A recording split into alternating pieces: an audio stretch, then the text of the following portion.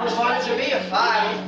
A lot of guys want to be fighters. That's like this. Everybody's told you. I'm the president and chief executive of this corporation. I have all that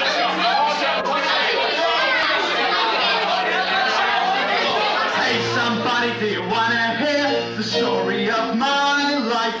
One of them movie companies, TV documentaries. Won't you come and ask me, please? And pay me $1 million to tell you what I do at the store. Cause if you paid me $1 million, I wouldn't gotta go and do it no more. 1, 2, 3, 4, just like the song say, all live long day. Everybody don't know that song, but we are living all day long, all live long day.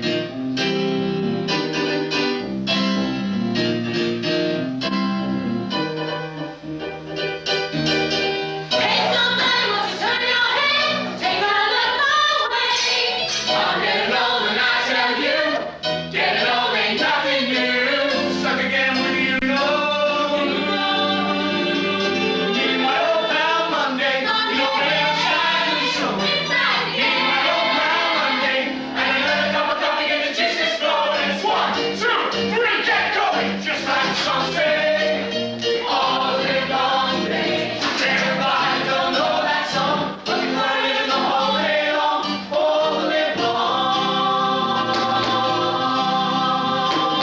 day.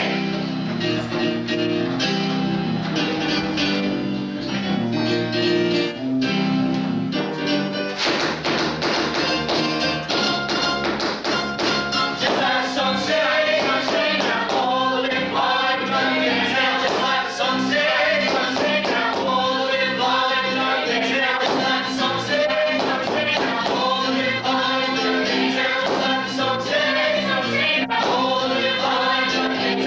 Everybody don't know that song, working out and living the whole day long, all the day long.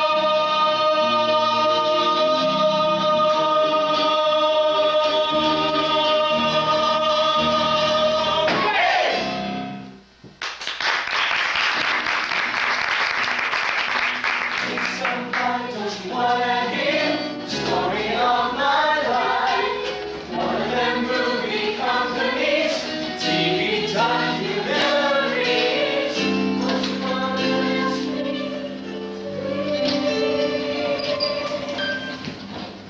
I'm a dying breed, a laborer, strictly muscle work. I handle between 40 and 50,000 pounds of steel a day. I know that's hard to believe, from 400 pound to 4 5-pound pieces. Pick it up, put it down. Pick it up, put it down.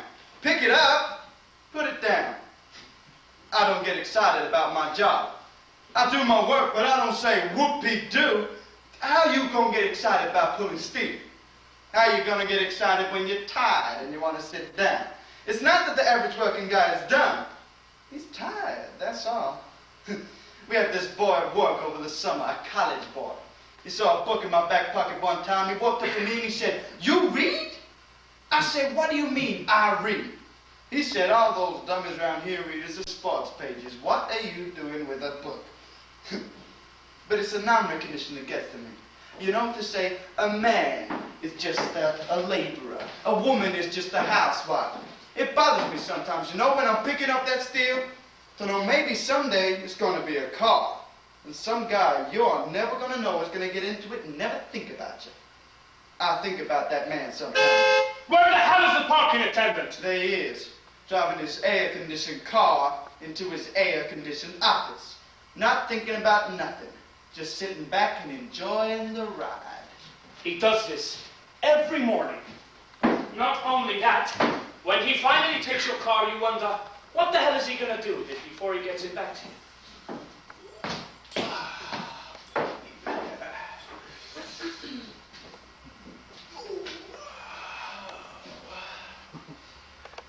So, I've been parking cars for 32 years. In my younger days, I was the best. I could drive any car like a baby. Like a woman change her baby's diapers. I mean, I So the customers say, wow, you sure can drive. How long you been doing it? And I say, well, I've been doing it since I was 16 years old, and I'm still doing it. All my day is cars. All my waking hours is cars. I drive to work, and then it's the customer's car, and then I drive my own car home at night. Oh, but when I go out, well, then my wife drives. I'm known from Peking to Hong Kong, from the West Coast to because hiking cars is my game. In an automobile, I used to be hell on wheels, and that's what earned me my name. Ask anybody to tell you about Loving Al. Ask anybody, and anybody will tell you there was a time when nobody could beat me doing what I do. I put the ticket slot under the wheel and right up the back, have it under control. Use one hand, I'll spin her around without backing up when it's straight in the hole. People wonder how I do it. Well, there ain't nothing to it. It's just because I'm Loving Al the Wizard. One swing Al, that's me. Loving Al is a wizard, so no surprise at what you see. One swing in, one swing out. Look out, there he goes. Now when you're parking cars here, you get in all the types. Now the working man, he's the best. He'll work all day and he'll give you 50 cents. And we got some people riding in a big long Cadillac, and you know they'll give you one thin dime. Yeah. Oh, and then we got our regular customers. They tip once a week. We give them what we call soigné service. Of course, those who don't tip, we still gotta give them service, but it ain't soigné, you know what I mean? Why can't I be a rich man with some big bucks in my jeans?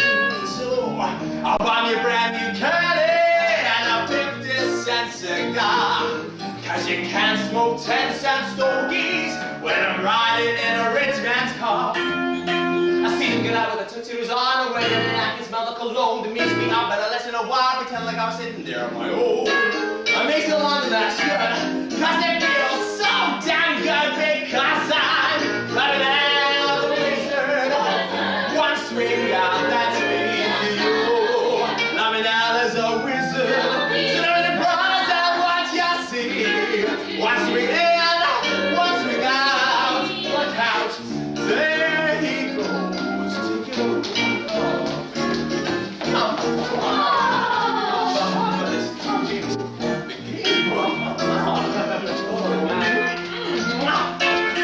I had a customer once who holds a smokestack. Sit down and it looked like I was sitting in the back. Can you pull up the seat? Cause I'm over 6 feet. I said, mister, I never pull up anybody's seat because I'm Loving Al the Wizard. One swing out, that's me. Oh, Loving Al is a wizard. So no surprise at what you see. One swing in, one swing out. Look out, there he goes. Hey, check the bodywork of these fellas. I'm sure they're ready for some real service. Oh, now fast these babies can ride. Oh, and you. I'm sure she's ready for a full valet service. Yeah. Whoa, you see that? Oh, but it's just because I'm Loving Al the Wizard. Wheels at me like a reel, oh yeah. Loving Al is a wizard. In a Formula Grand Prix. Like a skip, last tech. Loving Al, sign it off. Oh yeah.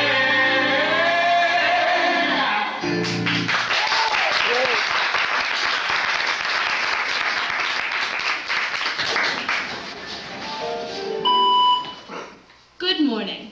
At the tone, the time will be 9 o'clock exactly.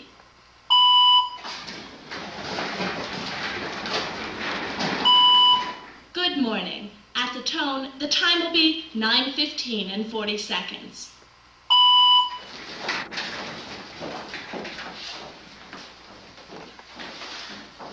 Good morning, Mr. Rosen. Good morning, Mr. Rosen. Good morning, Mr. Rosen. Good morning, Miss Watson. This came for your special delivery. It's marked very important.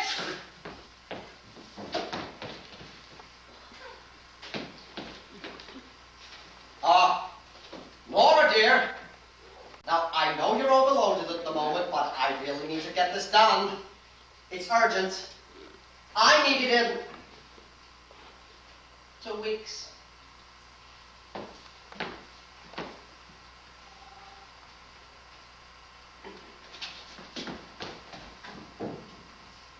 I can do it in 2 hours. So I just put it on the back burner and produce it on time. When I first came here, I came early and I stayed late. I would work a project to the wall, get it really done right, and then ask for more. They didn't like that. I was out of line. I was wrecking the curve. Everyone else was rationing his time, playing cards at lunch for 3 hours, sunbathing on the roof. I realized, okay, the road to ruin is doing a good job. The amazing, absurd thing is that once I decided to start doing a good job, people began to recognize a kind of authority in me. Now I'm just moving ahead like blazes. I have my own office. I have my own secretary. If I want a bookcase, I get a bookcase. If I want to go shopping, I go shopping. This is the first comfortable job I've ever had in my entire life. And it is absolutely despicable. We had this one boss. He would walk around all day and he wouldn't want to see you idle at all. Anytime they see a woman idle, that really irks them. Miss Wilson, will you come into my office, please? Yes, Mr. Roberts? My secretary's out, and I need this typed by noon. But I'm no longer a clerk typist, and you yourself said for me to get it out of my mind. Are you trying to confuse me? Anyway, this is script. I can't read script. I'll read it. Okay, you read it, and I'll write it out. Gentlemen, this report will elucidate... There's his hand going all over the script. He doesn't know what he's reading, I can tell. He just wants to see me busy. Furthermore, No, I can only do one sheet at a time. I'll go over and type this up. So what I did was, I would type a paragraph, then wait 5-10 minutes. I tried to make all the mistakes I could. You know, it's amazing. When you want to make mistakes, you really can't. One of the other girls came over and said, Hey, Diane, I think we're really going offline. oh, shh, be quiet. I know what I'm doing. Just go away. I fixed it up real pretty.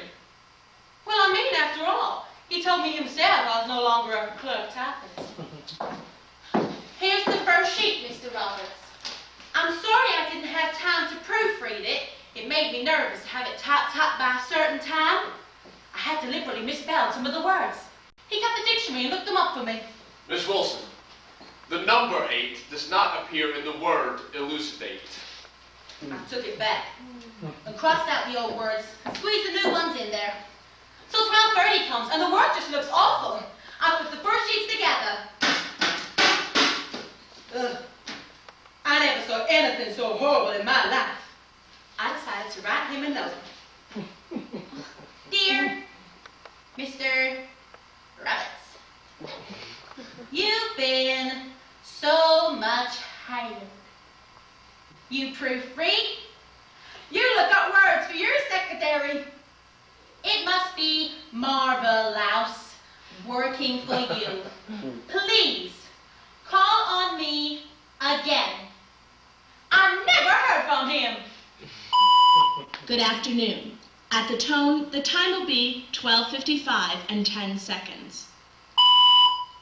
It's not just the assembly line worker whose job is too small for his spirit, you know. A job like mine. If you really put your spirit into it, he would sabotage it immediately. Jobs are not big enough for people. I've noticed, when you ask someone who they are, they define themselves by their job. Oh, I'm a secretary. I'm a sales manager. Oh, I'm a corporate executive. When somebody asks me, I say, I'm Nora Watson. And at certain points in time, I do things for a living. Good afternoon. At the tone, the time will be 1 o'clock exactly. I'm the president and chief executive of this corporation. I have a lavish office, 2 secretaries, a private dining room with a private chef. My life could be more secure, right? I don't know of any situation whereby a corporate executive is sure of his position from moment to moment. Sure, we put on a front. Nothing could happen to me. I'm too important. But the fear is there. You can smell it. So I sit in my lavish office and eat jelly still by the minute. When a top executive is fired, the shock is tremendous. He doesn't know what hit him. Immediately his Cadillac is taken away from him. His watch line is taken away from him. Even his phone at home stops ringing. Everybody shuns him because they don't want to be associated with him. Bingo. He's dead. We hired his vice president. He was with us about 6 months and totally inadequate. I called him into my office and told him he was through. Give him a nice severance pay. He broke down and cried. What did I do wrong? How could you do this to me? My daughter's getting married next month. How am I going to face people? He cried, and he cried, and he cried. But we couldn't keep him on. We had to let him go. Sometimes the power and the status begin to seem empty. Sometimes you get the feeling of little boys playing at some game. You get a feeling of it must be so difficult. Removed from that status position. Suddenly, nobody ever calls. This is the only thing that I don't want to get into that.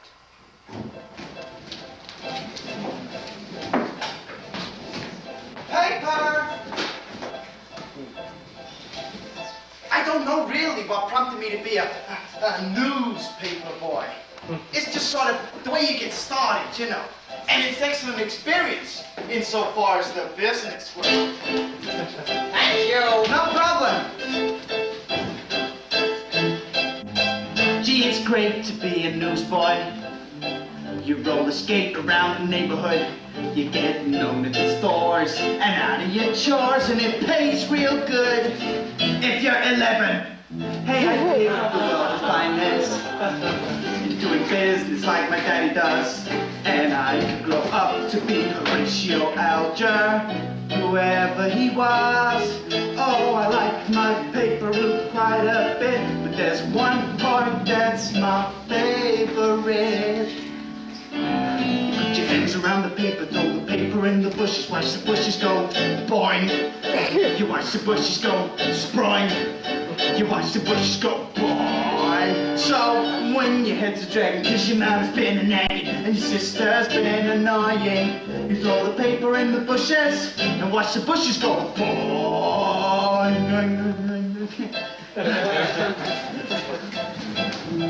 Hey, it's fast to meet the public. You learn who pays you quick and who forgets. You learn new words to swear. It takes to be well, like having debts and German shepherds. Hey, it's funky making contacts.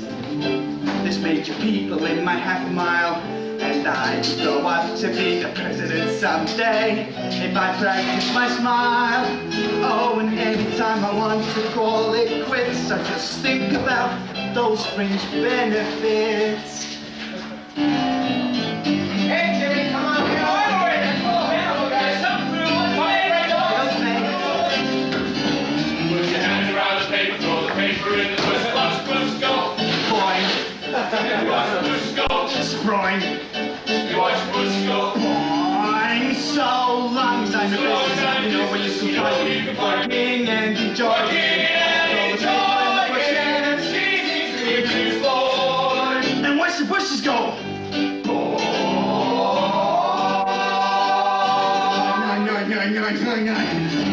Okay, break over. Let's go.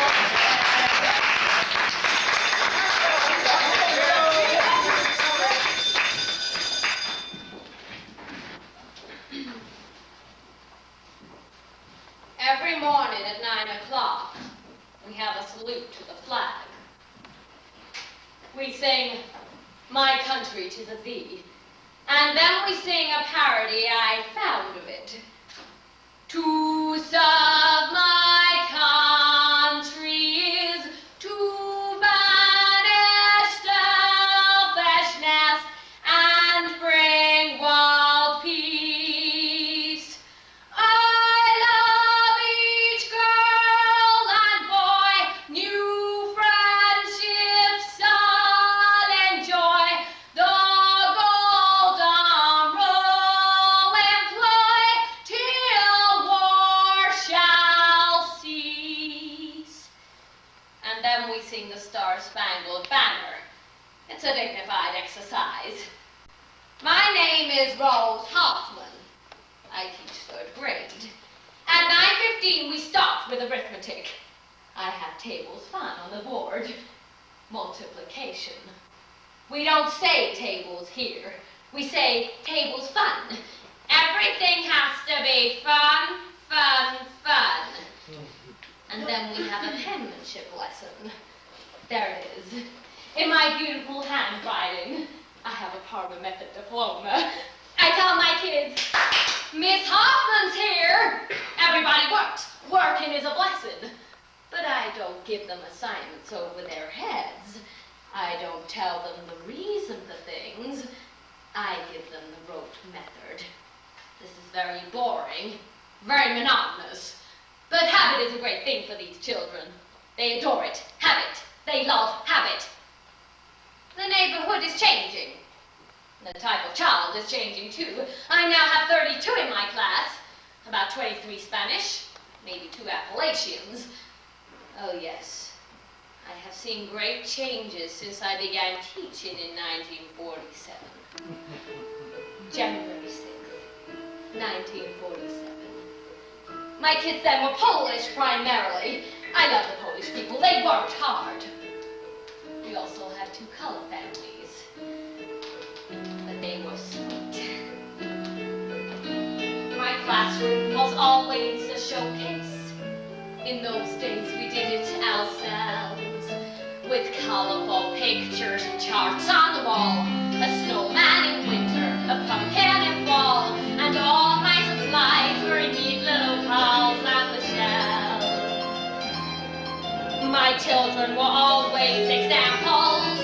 When the principal came, they would rise.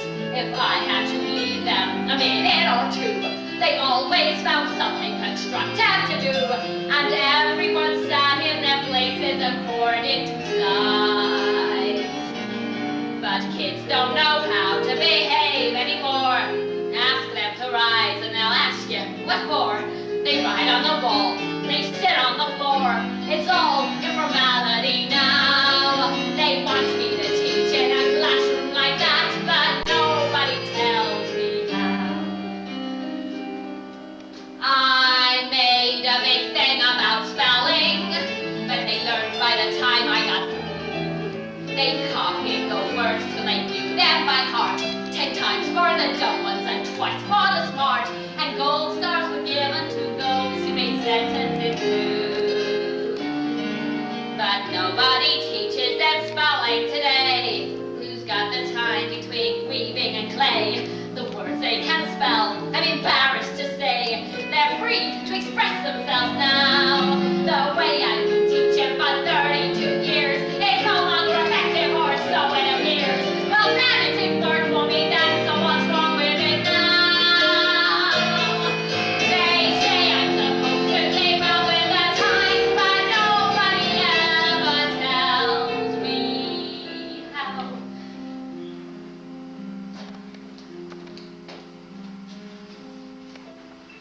There is one little girl who I remember in all my years of teaching. My favorite, Pam. She was never any trouble. I see her every once in a while. She's a checker at the Treasure Island supermarket. She gives no trouble today either. She has the same smile for everybody.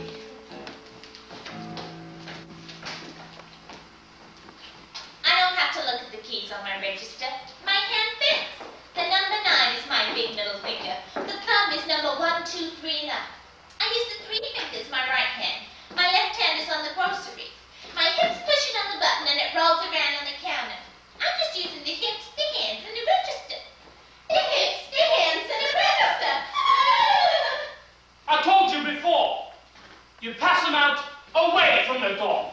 told you before. Hey, Jim, how about a break, huh? A break? You got a break. The day you were hired. Please, sir, don't buy the grapes. Please, ma'am, don't buy the... Please, sir, don't. Hey, you, what's your name? Oh. Brett. I'm Faye. Oh, there's a few of you checkers who are nice. Hey, there's that one who's incredibly sad. Pam? She was saying how she wants to go to school and get teaching credit, but she can't, because her hours are wrong. She can't get her hours changed yet. She isn't bitter. If she dies a checker and never enriches her life, hey, that's okay, because those are her hours. I'm a checker and I'm proud. I'm not ashamed because I wear a nurse's shoes and a uniform. I look forward to coming to work. I enjoy it something terrible. Anyone who looks down on me is lower than I am. Look, I have to be somewhere in 10 minutes. Could you hurry up and bag that, please? You wait your turn to get my full undivided attention. You rush and you're gonna get nothing. You walk in, and the music starts playing. Everything is pretty. Everything looks fresh and nice. You're not aware that in the back room it stinks and there's people yelling at each other. They play music over the loudspeakers, so you'll relax while you shop. They play Guantanamera, the Cuban Revolution song. People don't pay any attention to the music. They come shopping so they can hit their kids and talk about those idiots passing out anti-grape petitions. People come into the check stand. They say, I just bought grapes for the first time because of those idiots outside. I have to put their grapes in the bag and thank them for coming. Thank you for coming. And take their grapes outside to the car. Please, sir, don't buy the grapes. Please, ma'am, don't buy the grapes.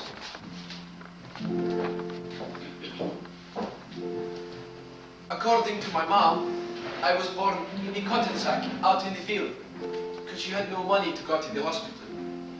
We used to migrate from California to Arizona and back and forth. The things I saw, they shaped my life. I started picking crops when I was 8 years old. I couldn't do much, but every little bit counts. Every time I would get behind on my chores, I would get a carrot thrown at me by my parents. But I would daydream. I would picture my mom living in one place all the time and being admired by everyone in the community. All of a sudden, I'd be rudely awakened by a broken carrot in my back.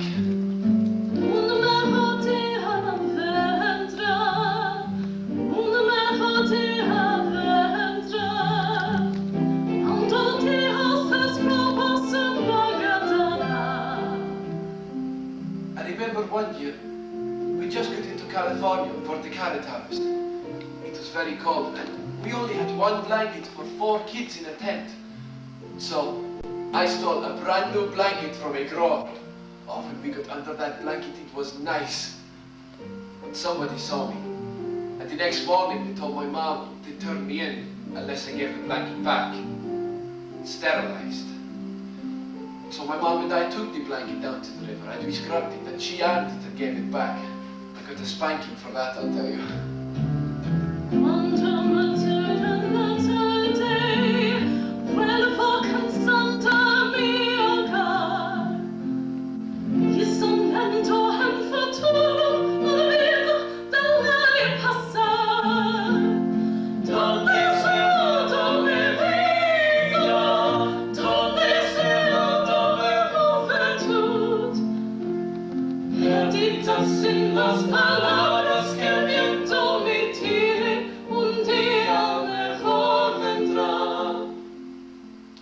After my dad died, my mom would go into her tent and we would go into ours. We'd roughhouse and everything. And then I'd go into my mom's tent. I'd see her crying. When I asked her why she was crying, she never said anything. All she said was that things would get better. But that day she thought it would get better. It never came for her. Don't listen to me, Rita. Don't listen to mi juventud. Perdidas en las palabras que el viento me tire, un día mejor vendrá. If people could see, in the winter, ice on the fields. In the summer, picking watermelons in 105 degrees. When people have watermelons, or cucumbers, or carrots, or lettuce, they don't know how that fine food got on their plates. If I had enough money, I would take busloads of people out into the fields and the labor camps, and then you could see how that fine salad got on their plates. Please, sir, don't buy the grapes. Please, ma'am, don't buy the grapes.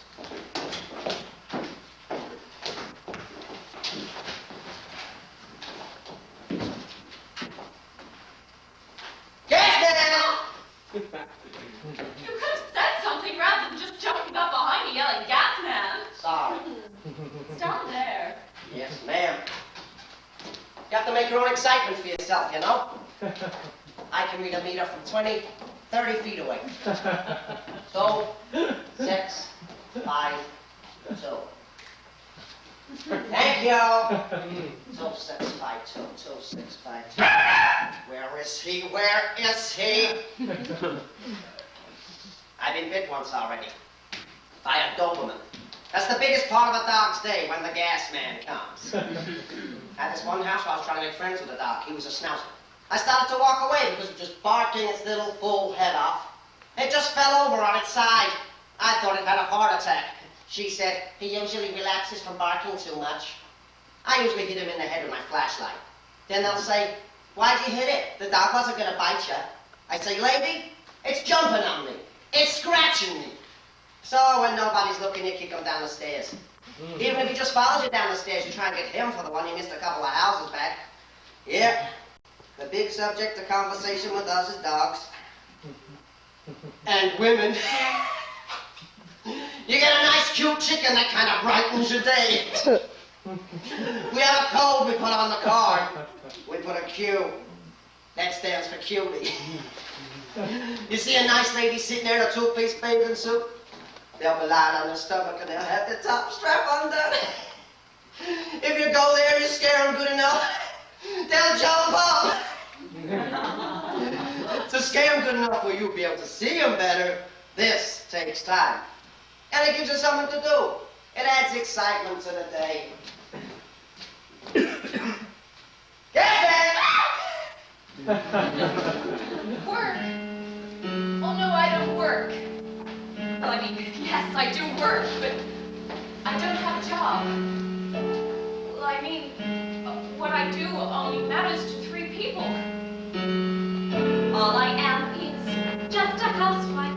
Nothing special, nothing great. What I do is kind of boring. If you'd rather, it can wait. All I am is someone's mother. All I am is someone's wife. All of which seems unimportant. All it is just my life.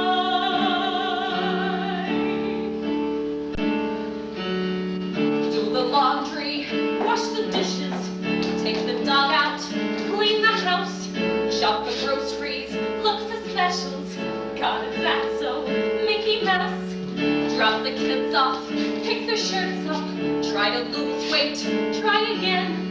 Keep the troops fed, pick their things up, lose your patience, count to 10, 2, 3, 4, 5, 6, 7, 8, 9, 10, 4, 5, 6, 7, 8, 9. All I am is just a housewife, nothing great.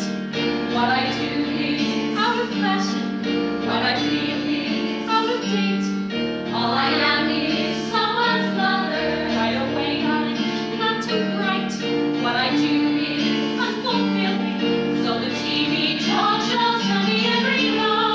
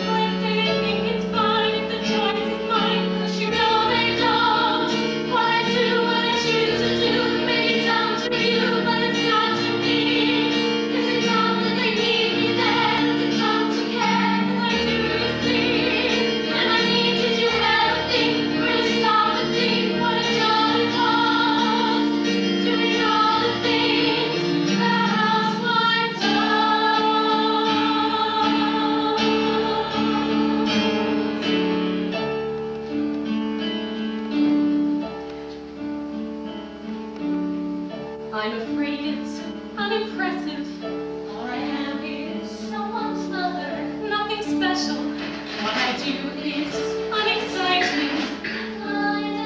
Take the kids here, take the kids there. I don't mean to complain at all. Busy, busy, like my mother.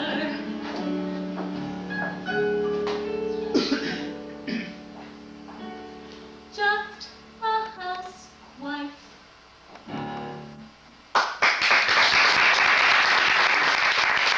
Work in a luggage factory. We make suitcases. 10-pound load pad at 6 foot deep, 8 foot square. In 40 seconds, you have to take the wet film out of the photo, put the blanket on to draw out the excess moisture. Wait 2, 3 seconds, take the blanket off. Lift the wet film up and balance it on your shoulder.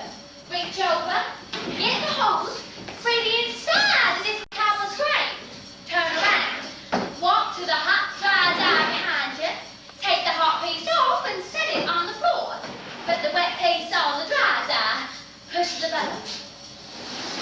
Inspect the piece we just took off, stack it, count it, 40 seconds. In the summertime, the temperature at our workstation ranges anywhere from 100 to 150 degrees. I've taken a thermometer and checked it out. I have arthritis in all the joints of my fingers. Naturally, my shoulder melts in that wet belt. The hose will sometimes leak and spray back on you. The hydraulic press is late, so you're slipping on oil. You have the possibility of being burnt every time the hot dye hits that wet belt. You just indulge in a cloud of steam every 40 seconds. The tanks run 24 hours a day. I work 8 straight hours with 2 10-minute breaks and 1 20-minute break for lunch. I find it difficult to eat my lunch in that length of time. 40 seconds. Redhead was a sailor, and he blew it off the water.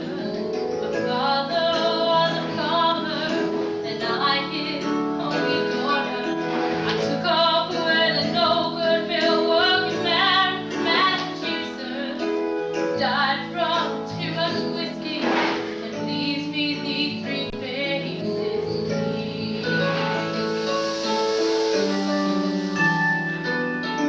Real work ain't easy, real work ain't hard. Real work most often is a goddamn awful boring job. And I'm waiting for the daydream to take me through the morning. Put me on my coffee break where I can have my sandwich and remember it's me and my machine for the rest of the morning, for the rest of the afternoon, and the rest of my life. They can't keep men on the tanks. They seem too monotonous. I think women adjust to monotony better than men do. Their minds are used to doing 2 things at once, whereas a man can only do 1 thing at a time. It's the same with the tanks. You get to be automatic in what you're doing, and your mind is doing something else. I begin to wonder, my days back on the farm, and I can see my father smiling at me, swinging on his arm. And I can hear my grand story of the storms out on the Erie, vessels and bunkers, fortunes and things lives were lost. It's my life.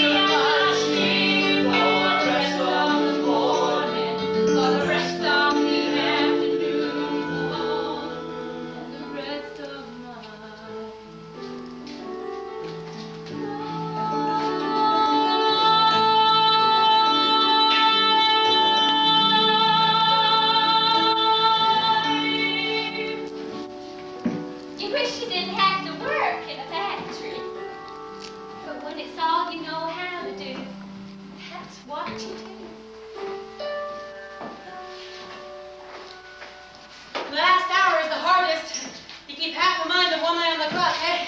All I'm thinking about is getting home, taking off this uniform. And a can of cold beer. Putting my feet up in front of a one-eyed monster. When that whistle blows, you get a lot of guys want to sit around talking. I just want to get the hell out of there. It's a pretty good day, laying stone. You get interested in what you're doing and fight the clock the other way. You see, you're not even looking for quitting. You're wondering, I haven't got enough done and it's almost quitting time. There's not a house in this country that I haven't built that I don't look at every time I go by. And if there's one stone crooked, I still notice it. The people what lives there may not even notice it, but I notice it. You see, stone's my business. Stone's my life. I daydream all the time about stone. Someday, I'm gonna build me a stone cabin down on the Green River. With stone cabinets in the kitchen, everything made out of stone. Seems all my dreams of gotta have a piece of rock mixed up in it. He builds a house with his hands. 30 years go by, it stands where nothing stood. A house of stone, the mason sleeps real good. He does his work day flies, and quitting time's a big surprise. And then it's one more stone to get just right. It's always one more stone before the night. Every house he builds, every stone he lays, it's not just making money and counting off the days. He builds a house with his hands. 100 years go by, it stands, it tells you who he was. A life goes fast, but the work a mason does, it's made to last. The work a mason does. There ain't nothing in this world that's gonna last forever. But with stone, you stand a pretty good chance. It's made to last.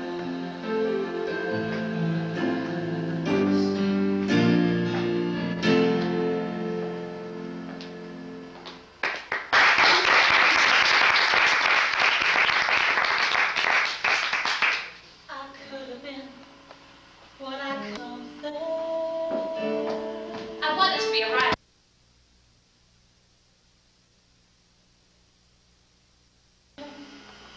I could have been something. I wanted to be a writer. A Major League Baseball player. Own a little farm.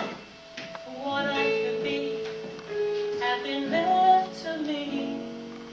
I would have been something. And then I got married. The kids came along. And then my daddy got sick. Tell of strength, center all power at $10 an hour. There's always a stumbling block. I was gonna work a few years, buy me a car, head south. Well, then I met the wife. That kind of changed my plans. You never know what you would have did. I could have done what I could have done.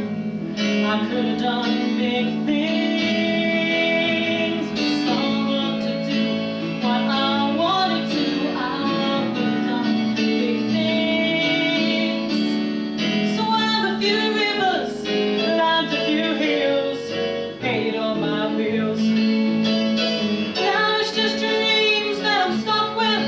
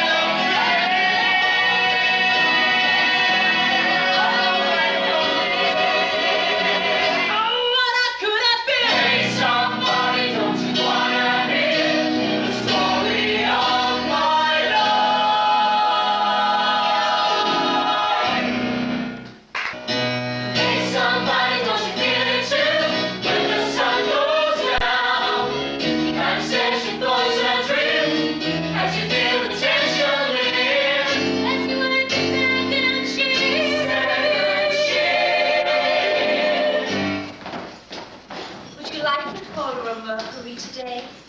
What's exciting of the bar that I can offer? That would be very boring if I had to say, would you like a cocktail, over and over. So I come out different for my own enjoyment. I'd say, what's exciting of the bar that I can offer? Or something. Maybe the cocktails, I give them a little philosophy. They have coffee, I give them political science. I have an opinion on every single subject there is. My bosses don't like it, so I speak sotto voce.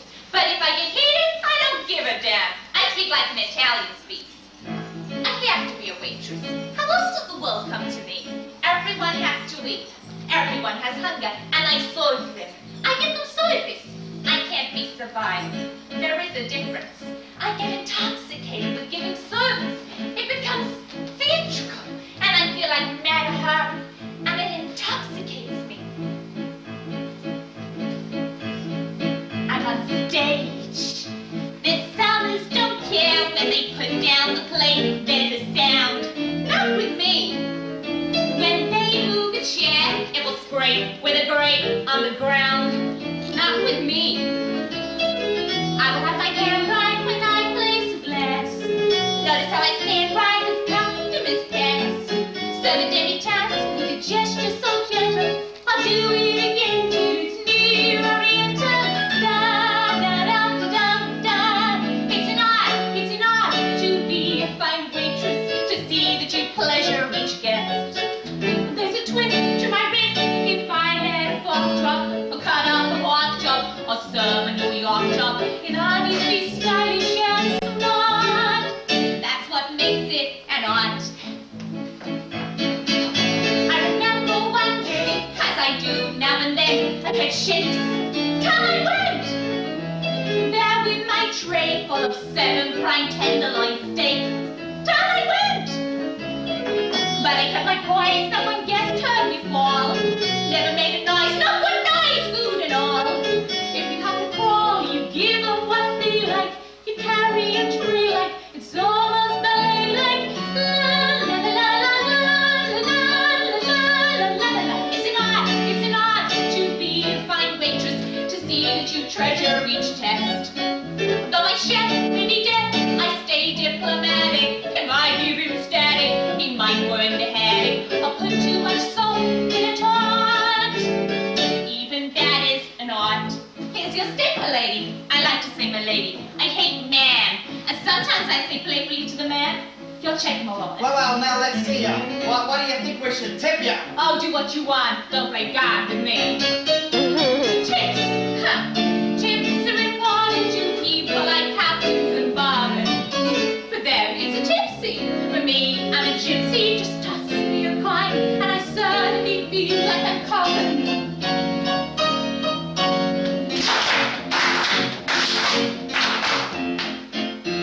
So on through the backache, the ulcer, the hot, sweaty heat. On you go through Michelin dosa, and Madam what's what with her meat. On you go. 2 a.m. approaches, the curtains descend. There among the roaches, I am saddened. Every night I tend to find myself crying. There's no work so trying or so satisfying. I tell everyone I'm a waitress, and I'm proud. And somebody says to me, hey, you're terrific. How come you're just a waitress? Know what I say to them? I say, why? Don't you think you deserve to be served by me? It's an art. It's an art to be a waitress, to do without leisure or rest. So I zoom into the room with a flair no one else has, an air no one else has. I swear no one else has. My lips when I say I love you. It gives me glows. Every time I prove I'm a pro. Maybe I'm not quite. I'm not just a waitress. No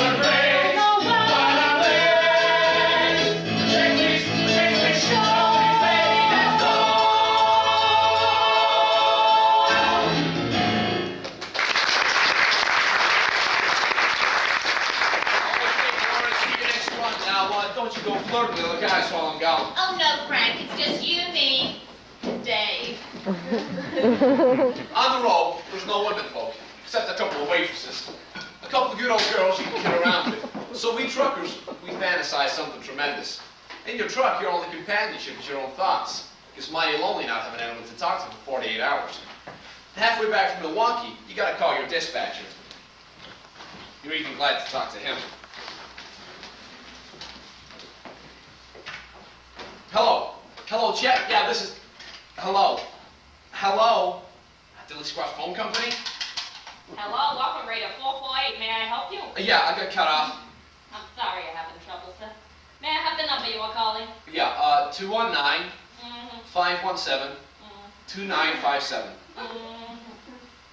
I'm sorry, sir. The party is unavailable. Jesus, lady, I was just talking to him. What the hell's wrong with you guys?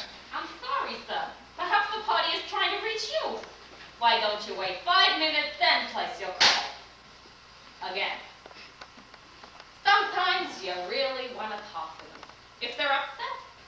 For me, it's a temptation to say, gee, what's the matter? But you can't say more than, I'm sorry you're having trouble.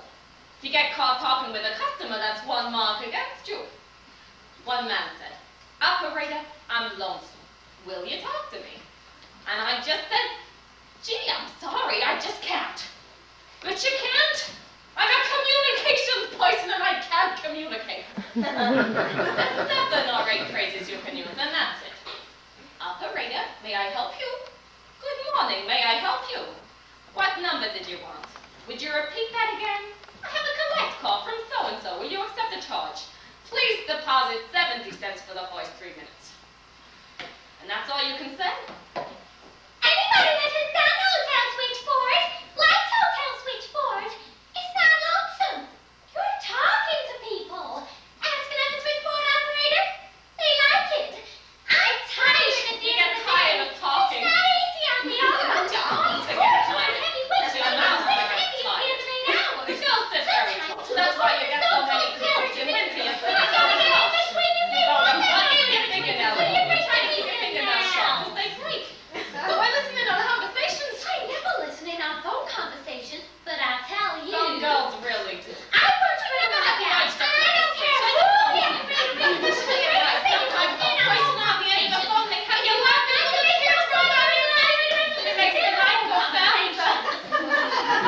It was 1 o'clock in the morning. A call came in, and I said, Holiday Inn!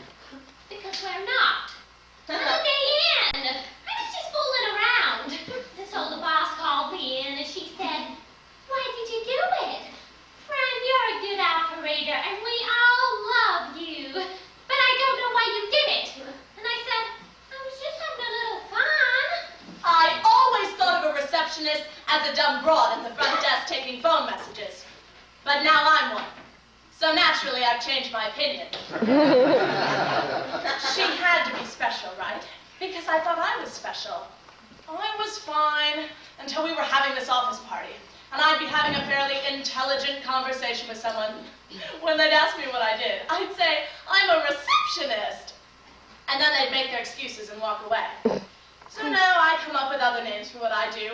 Servo mechanism, communications control. Ugh, back to work, back to work. There isn't a 10-minute break in the whole day when the phone isn't ringing. You can't read. You can't think. I'll do drawings. Mandarin. Sort of. Things of nature, never people. Sometimes I pretend I'm alone and things are quiet. I call it the land of no phone. I never answer the phone at home. Hello, operator, may I help you? Good morning, may I help you? Ralston, Fisher, and Doyle, May I have the number you were calling? No, I'm sorry. He's not in yet. Can I take a message? Sometimes we sit here and we joke. Wouldn't it be great if we could just take this handful of plots and just yank 'em? We think of it. We think of it. If we could just pull 'em out, disconnect them and see what happens. That's what Brian's company says. It's a nice day out, operator. How's your day been? Busy? Has it been a rough day? You're so grateful for these people. Did you say, oh yes? It's been an awful day. Thank you for asking.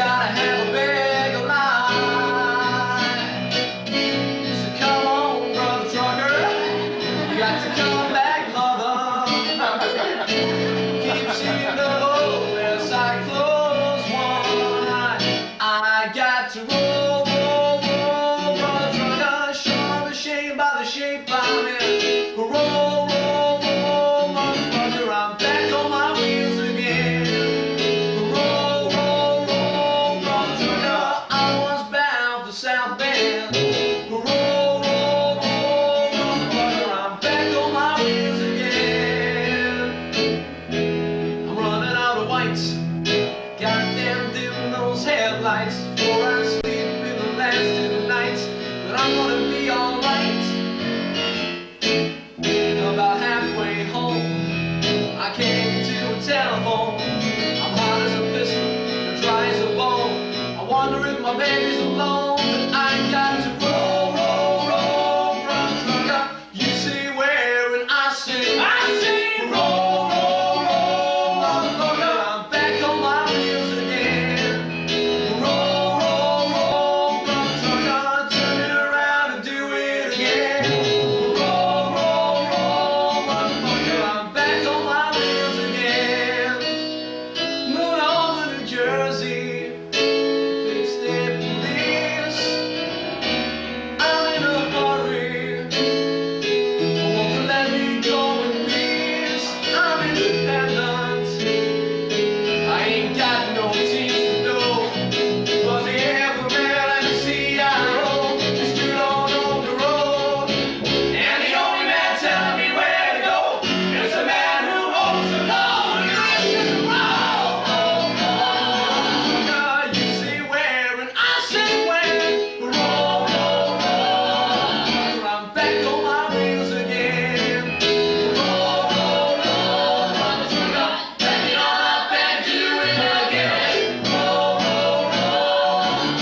I'm back on my wheels again.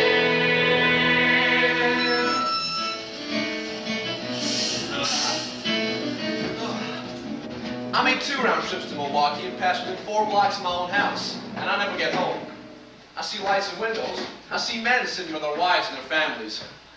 We truckers, we think of ourselves as sailors who sail out on the highway.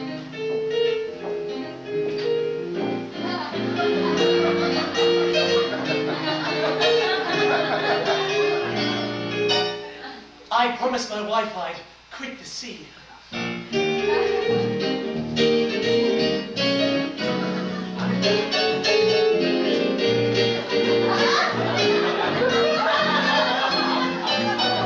One time, when my ship came in from India, my wife rode 18 hours on the bus to come meet me. She asked me to give it up because she was tired of being alone. And I said, just give it 1 more year, because we've been saving and had plans.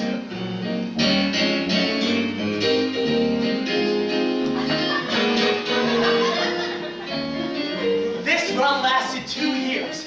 I gave my youth to the sea, and I turned home and gave her my old age. My wife and I love each other. As a matter of fact, we like each other. Everything we do together. Even at night when I go pee, she gets up and dances with me to the bathroom. The family that stays together, pees together. I used to roll my wife 3-4 times every trip. One time in Calcutta, I actually waited 5 hours to get a phone call from her. Oh, the feeling you get just hearing her voice. I would actually stand there and choke up. My wife would be crying on the other end, and I'll say, "Woman, I'm spending too much money on this phone call. Stop crying." I was just so happy.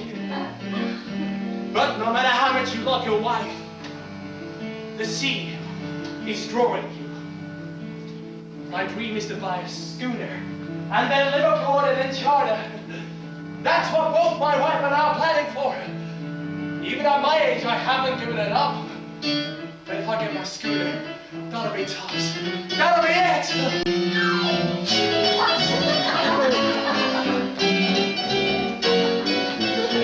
I'll have both my loves. My wife and my sea.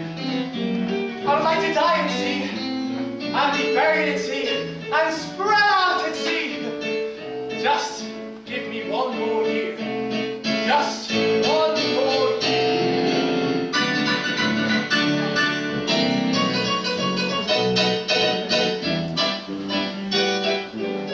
I've got 1.5 years to go, and I'll have my pension. I'll be eligible to retire in about 15 years. Now I got 27 years to go. Another 12 years. 17 years!